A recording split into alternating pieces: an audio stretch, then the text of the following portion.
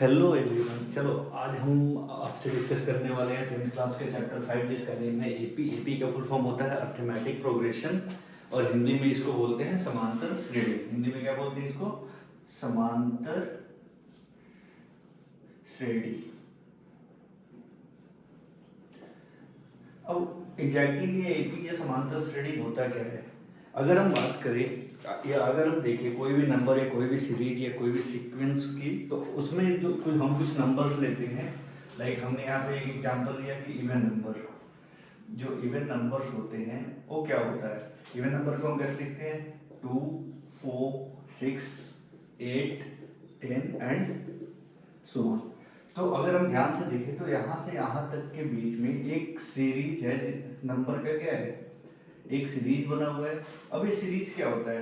तो सीरीज होता है, सीरीज के हर एक एलिमेंट को, इस एक पॉइंट को हम क्या कहते हैं? एलिमेंट। इसमें जितने भी हैं उसको हम क्या कहते हैं? एलिमेंट। जैसे कि 4 एक अलग एलिमेंट है, 6 एक अलग एलिमेंट है, 8 एक अलग एलिमेंट है और 10 एक अलग एलिमेंट है। तो एलिमेंट क्या होता है? अगर तो इसी चीज को हम क्या कहते हैं? एपी कहते हैं। ये क्या हो जाता है? एपी। एपी के दो मेन चीजें होती हैं, जिसमें पहला होता है टॉपिक, वो है टर्म। एपी में जितने भी एलिमेंट्स होते हैं उन सबको हम एक एक अलग टर्म कहते हैं। जैसे कि अगर हम इवन नंबर का एग्जांपल लें तो इवन नंबर में एपी क्या है? इवन नंबर हमने लिखा है 2, 4, 6, 8 और इसमें जो टर्म क्या होगा वो हो जाएगा 2। 2 एक सिंगल टर्म है, 4, 6, 8 ये सब क्या है? अपने आप में बाय डिफॉल्ट एक टर्म है। ठीक है। टर्म के बाद में इसके बाद में होता है common difference. Second point is common difference. Common difference को हम हिंदी में बोलते हैं सार्व अंतर। क्या बोलते हैं? सार्व अंतर। और इसको डिनोट किया जाता है स्मॉल डी से। अब स्मॉल ये होता क्या एग्जैक्टली? तो जो एपी का एलिमेंट होता है वो सेकेंड टर्म से फर्स्ट टर्म को माइनस करते हैं। यानी डी इज इक्वल टू क्या होता है? सेकेंड टर्म से फर्स्ट टर्म को माइनस करेंगे। यानी इस वाले एपी में सेकेंड टर्म क्या है आपका? 4 और फर्स्ट टर्म में 2। 4 माइनस 2 दैट इज आंसर क्या हो जाएगा इसका? 2 हो जाएगा। वैसे ही अगर हम 4 से 6 को माइनस करें, इन दोनों को माइनस करें तो इसका भी डिफरेंस क्या हो जाएगा? 2। 8 से 6 को माइनस करेंगे, इसका भी डिफरेंस 2। 8 से 10 को माइनस करेंगे, इसका भी डिफरेंस क्या हो जाएगा? 2 हो जाएगा। तो जब कभी भी एपी के अंदर या एपी के टर्मों के बीच का कॉमन डिफरेंस सेम होता है या किसी भी सीरीज का कॉमन डिफरेंस सेम होता है तो उसे हम क्या कहते हैं? एपी कहते हैं। किसी भी सीरीज के जब उनका कॉमन डिफरेंस सेम हो जाता है या इक्वल होता है तो उसे हम क्या कहते हैं? एपी कहते हैं। आई समझ में? तो दोस्तों ये आपको समझ में आ गया कि टर्म और कॉमन डिफरेंस किसी भी एपी का क्या होता है। अब हम आगे बढ़ते हैं इसके, तो उसके बाद में आता है नंबर ऑफ टर्म्स कितने होते हैं। किसी भी एपी में कितने टर्म्स हो सकते हैं? तो किसी भी एपी में इनडिफरेंट टर्म्स हो सकते हैं, अनगिनत टर्म्स हो सकते हैं। लेकिन अब वो जो अनगिनत टर्म होता है उसे हम कैसे डिनोट करते हैं, और जो लास्ट टर्म होता है एपी का उसको कैसे डिनोट करते हैं और क्या होता है उसके बारे में हम देखते हैं। चलिए, अगर अगर हम कोई एपी लिखते हैं तो एपी के जो पहला टर्म होता है फर्स्ट टर्म, उसको हम कैसे लिखते हैं? T1 term one, then T2, then T3, then T4 and so on. ऐसे ही चलता रहेगा कहां तक? Tn तक। ठीक है। यानी T इज द टर्म और n क्या है? नंबर ऑफ टर्म्स की। जो भी नंबर आएगा जिस टर्म पे आएगा वो हो गया आपका Tn। ठीक है। अब उसके बाद में अगर हम देखें कि भाई जो T1 होता है यानी एपी का जो फर्स्ट टर्म होता है उसको हम डिनोट किससे करते हैं? ए से। किसी भी एपी के पहले टर्म को किससे डिनोट करते हैं? ए से। यानी ए इज इक्वल टू क्या हो गया? T1 और T2। T2 क्या होगा? अगर हम ए में कॉमन डिफरेंस जो इन दोनों के बीच का डिफरेंस होगा उसको हम प्लस कर दे तो क्या हो जाता है आपका? T2। सेम वैसे ही T3 होगा जो कि होगा a प्लस 2 इंटू डी, जो कि होता है a प्लस 2d। वैसे ही T4 होगा जो क्या होता है a प्लस 3d। वैसे ही T5 होगा a प्लस 4d। तो अगर हम ध्यान से देखें तो ये जो भी n की वैल्यू है उससे -1 होके ये आ रहा है आगे, यानी हम इसको ऐसे ही अगर आगे तक लेते जाए तो T N is equal to क्या हो जाएगा, a plus N minus one into D. ये जो A T N is equal to A plus N minus one into D होता है, इसी को हम बोलते हैं ए एन। क्या बोलते हैं, ए एन। यानी किसी भी एपी का लास्ट टर्म को हम कैसे डिनोट करते हैं, ए एन से। तो ए एन का फॉर्मूला क्या होता है, a plus N minus one into D.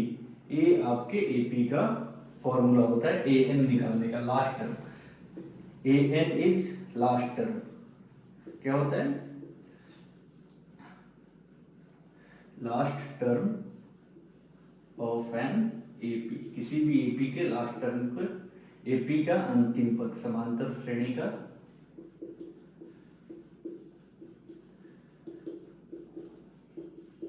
समांतर श्रेणी के अंतिम पद को क्या कहते हैं हम, ए एन कहते हैं। आया समझ में, ठीक है। तो इसी के बेस पे आपके नए बुक का जो सिलेबस है उसमें एपी के बारे में बताया गया है, और एपी उसमें आपको ये बताना है कि किस किस सिचुएशन में एपी अप्लाई होगा, और जो कुछ सीरीज दिए हुए हैं उनमें से कौन कौन से सीरीज जो है वो एपी हैं और कैसे, उसके बारे में देखते हैं, ठीक है।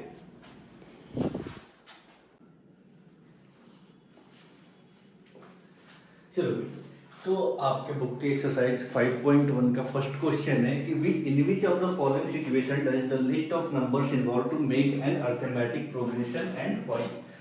आपके बुक में कुछ क्वेश्चन दे रखे हैं, कुछ सिचुएशन दे रखे हैं, आपको उसमें से चेक करके बताना है कि कौन कौन से सिचुएशन जो है वह एपी में है और कौन कौन से सिचुएशन है जो एपी में नहीं है। तो इसके लिए हमें क्या करना पड़ेगा, पहले हमें सीरीज फाइंड करना पड़ेगा, या हमें वो नंबर ऑफ टर्म्स फाइंड करने पड़ेंगे जो कि क्या क्या गिवन है हमारे को। तो पहले हम देखते हैं फर्स्ट सिचुएशन में। पहले वाला सिचुएशन क्या है कि the taxi fare after each kilometre when the fair is ₹15 for the first kilometre and ₹8 for each additional kilometre.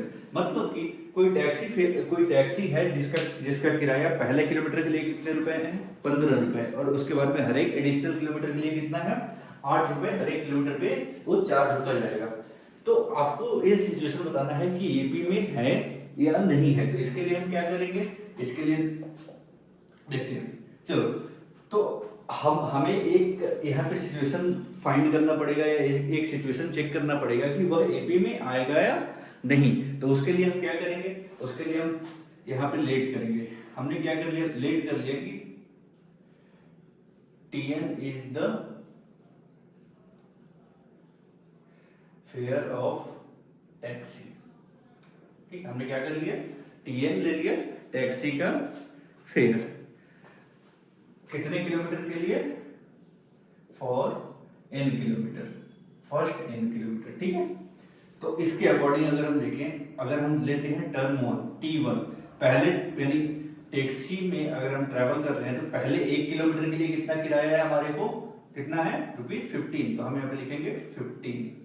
ठीक है, उसके बाद में टर्म टू T2 क्या लिखेंगे, टर्म टू, यानी टर्म टू में तो पहला किलोमीटर तो ऐड होगा ही, साथ T1 तो ऐड होगा ही, लेकिन साथ में क्या होगा, जो इनका एडिशनल किलोमीटर है वो भी तो ऐड होगा, यानी 15 प्लस क्या हो जाएगा, एडिशनल किलोमीटर कितना है 8, जो कि हो जाएगा 15 plus 8 is equal to, plus करेंगे कितना आ गया 23।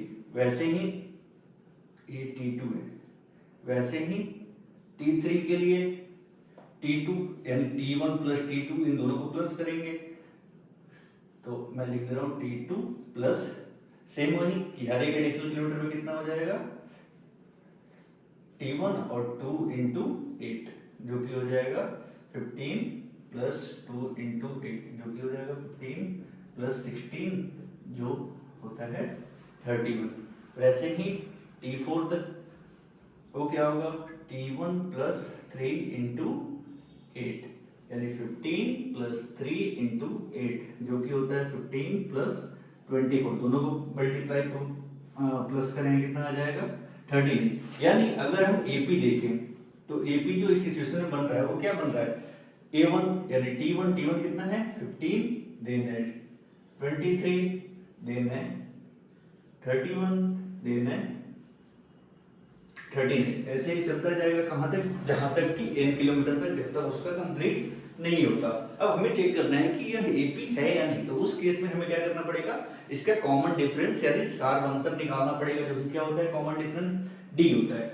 डी होता है T2 माइनस T1, यानी 23 से 15 को माइनस करेंगे, क्या हो जाएगा, 23 से 15 को माइनस करेंगे तो हो जाएगा 8।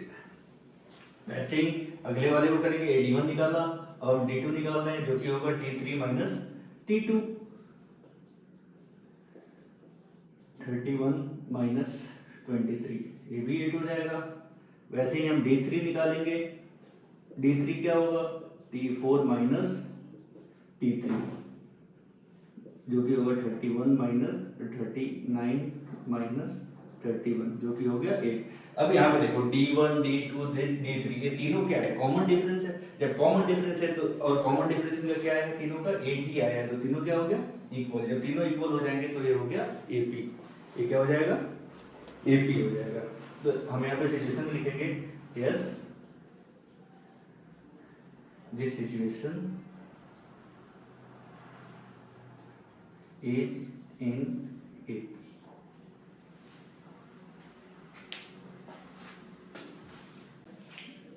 चलिए, तो फर्स्ट क्वेश्चन आप लोगों ने देख लिया, समझ लिया, समझ में आया। अब हमें देखना है आगे वाला क्वेश्चन, क्वेश्चन नंबर 2। फर्स्ट का ही सेकंड पार्ट है, उसमें दे रखा है कि the amount of air present in a cylinder when a vacuum pump removes 1/4 of the cylinder at a time. ठीक है, मतलब कि इस क्वेश्चन का मतलब ये हुआ कि अगर कोई क्या बोलते हैं सिलेंडर है जिसके ऊपर जिसमें वैक्यूम पंप से एयर को रिमूव किया जा रहा है, एक बार जब वैक्यूम पंप को हम ऑन कर रहे हैं तो पूरे सिलेंडर का 1/4 वॉल्यूम क्या कर रहे हैं, एयर का रिमूव कर रहा है। तो आपको बताना है कि यह सिचुएशन एपी में आएगा या नहीं आएगा। क्या क्या था इसमें कि जो भी सिलेंडर है उसमें वैक्यूम पंप है, जो वैक्यूम पंप एक बार में कितना कर रहा है, 1/4 ऑफ द एयर, वो कितने टाइम में कर रहा है, एक बार में कर रहा है। तो आपको बताना है कि ये वाला सिचुएशन जो है, ये सिचुएशन एपी में आएगा या नहीं आएगा। चलिए चेक करते हैं इसको, फिर क्या है इसमें। देखिए हमने क्या करेंगे, हम इसको लेट, जैसे उसमें किया था फर्स्ट क्वेश्चन में, वैसे ही इसमें भी करेंगे। Let the total amount of air present in अ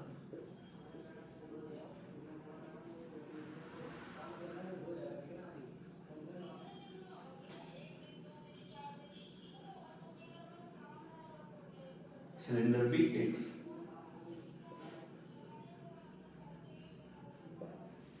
ठीक है, अब ए हो गया। अब इसके आगे देखिए, अगर हमने क्या किया, हमने total amount of air present in cylinder, उसको हमने क्या ले लिया x। तो अगर हम देखें कि एक बार वैक्यूम पंप हम यूज कर रहे हैं तो उसमें कितना उसका एयर निकल रहा है, 1/4 निकल रहा है। यानी पहले पहले बार में वो कितना एयर निकाल रहा है, फर्स्ट टाइम में कितना एयर निकाल रहा है, टोटल वॉल्यूम का टोटल वॉल्यूम कितना है x, उसका 1/4, यानी x/4 वो क्या कर रहा है, एयर को रिमूव कर रहा है टोटल वॉल्यूम का। तो अब हम क्या करेंगे इसके लिए, तो इसके अब हमें निकालना पड़ेगा भैया कि भाई पहला टर्म अगर हम एपी करेंगे तो वो तो हो गया x, सीरीज पहला क्या हो गया आपका x, लेकिन दूसरे में क्या होगा, x माइनस x/4 माइनस करेंगे, इसको मैं लिख दे रहा हूँ T2, अब T1 ना लिख के T2 लिख दे रहा हूँ। ठीक है, इसके नीचे इसके डिनोमिनेटर कुछ भी नहीं है तो 1, इन दोनों को माइनस करेंगे तो हमारा हो जाएगा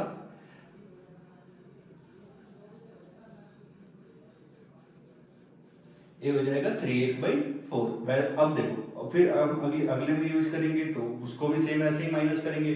अब कितना टोटल रिमेनिंग एयर कितना हो गया, 3x/4। अब अगली बार जब हम पंप यूज करेंगे फिर 3x में से इतना, इसको हम क्या करेंगे, इतना माइनस हो जाएगा उसका, टोटल रिमेनिंग एरिया क्या हो जाएगा, इसका 1/4 माइनस हो जाएगा। जब 1/4 माइनस होगा तो ऐसे ही हम चेक करेंगे। अब देखो हमने T1 निकाल दिया, T2 निकाल दिया। अगर अगर मैं यहाँ पे साइड में लिखता चलूं कि AP क्या है, तो T1 जो आपका total number of air present था सिलेंडर में वो कितना था, 1 यूनिट। ठीक है, यूनिट इसलिए लिख रहे हैं क्योंकि हमें नहीं पता है कि उस सिलेंडर में क्या है, इस सिलेंडर को किसमें मेजर किया जा रहा है। ठीक है, T2 आपका कितना आ गया, 3x/4, 4 यूनिट। ऐसा समझ में? वैसे ही अगर हम T3 निकालेंगे, T3 में पहले से कितना एयर प्रेजेंट था हमारे को 3x/4 यूनिट, और दूसरी बार हम वैक्यूम पंप यूज कर रहे हैं तो क्या हो जाएगा 1/4 ऑफ रिमेनिंग एयर, हो जाएगा 3x/4 माइनस 3x/16 माइनस करते हैं 4 और 16 का एलसीएम 16 हो जाएगा, ये हो जाएगा 12x माइनस 3x जो कि होता है 9x/16, यानी T3 क्या हो गया आपका 9x/16 यूनिट। अब देखो हमारे पास T1, T2 और T3 मिल गया, यानी अगर हम इसका AP लिखें तो AP कैसा बनेगा, पहला टर्म x, सेकेंड टर्म क्या होगा इसका 3x/4 और थर्ड टर्म होगा 9x/16 एंड सो ऑन, ऐसे ही ये यूज होता चला गया। अब हमें चेक करना है कि यह AP होगा या नहीं, तो सेम जैसे पहले क्वेश्चन में किया था हमने D निकाला था, कॉमन डिफरेंस निकाला था, वैसे ही हम इसका भी D निकालेंगे। और D इक्वल टू क्या होगा, दूसरे टर्म से पहले टर्म को माइनस 3x/4 माइनस x करते हैं इनको माइनस, तो ये हो जाएगा इन दोनों का LCM 3x minus 4x minus करेंगे तो माइनस x/4। वैसे ही अगर हम D2 निकालते हैं यानी 9x/D2 क्या होगा इसका 9x/16 माइनस 3x/4, दोनों को माइनस करते हैं, दोनों 6 और 14 का एलसीएम लेंगे तो 16 हो जाएगा, और ये हो जाएगा 9x और ये हो जाएगा 4 3 12x, यानी माइनस 3x/4। अब देखो यहाँ पे D1 भी अलग है और D2 दोनों क्या है, एक दूसरे से अलग अलग है, तो हम यहाँ पे लिखेंगे here D is not equal, so it is not in AP। यहाँ पे क्या है भाई, देखो D इनका अलग अलग है, पहले में है माइनस x/4, दूसरे में है माइनस 3x/4 16, तो इसके लिए क्या हो गया, क्योंकि D अलग अलग है, जब कभी भी D सेम नहीं होता तो वह AP भी नहीं होता। आया समझ में?